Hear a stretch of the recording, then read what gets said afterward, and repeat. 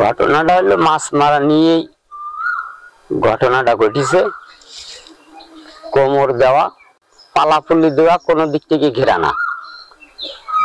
এখন এক সাইডে নেট বসাই দিয়েছে আর এক সাইডে নেট বসাবে। এমন সময় এই ভাই আশারাফ ইনি আইসি কথা কাটাকাটি করার মাধ্যম দিয়ে অস্ত্র বের করলো। পেছন দিক থেকে অস্ত্র বের করে বুকি খোঁচা মারল। খোঁচা মারার পরে গলায় একটা পোজ দিল, দিয়ে দুই ভাই শরাফ আর মুশারফ দুই ভাই পড়তে যাচ্ছিল।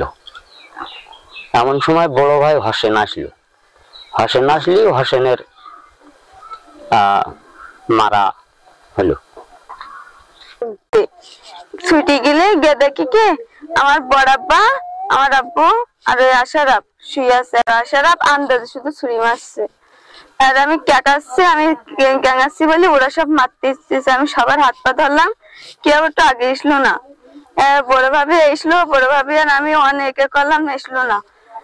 এবার সরাব বলতেছে যে তুমি না ময়না তোরা ছুরি দিয়ে নিয়ে আয়। ওরা অস্ত্র নিয়ে দিল। এবার অস্ত্র নিয়ে দিলে আবার তার মধ্যে আশারাফের বউ ভিডিও করতেছে। ভিডিওতে আছে ওর বউ আছে ভিডিও করতে, ও তো সাক্ষী তো আছে, ওতে আমার বাপের কোনো দোষ নেই। ও নিজের সব নিজে তৈরি করেছে, ভিডিও করি। ও তো স্বামী যে আমার বাপের ফোন করেছে, ও ভিডিও করেছে। আমি চাই আমার বাপের ছেড়া মেরি, আমার বাপ কোনোদিন কারোর কোনোদিন খারাপ চাইনি। আমার বাপের যারা মেরি থেকে পুরোপুরি শাস্তি হোক। আমার বাপটা যে পারলে কষ্ট পাতি হতে মরি, তারাও যেন এই পারলে কষ্ট পাতি হতে মরুক। আমার বাপের যারা মেরি থেকে ফাঁসিতে আমার বাপ কোনোদিন কোনো কারো ভুল করেনি।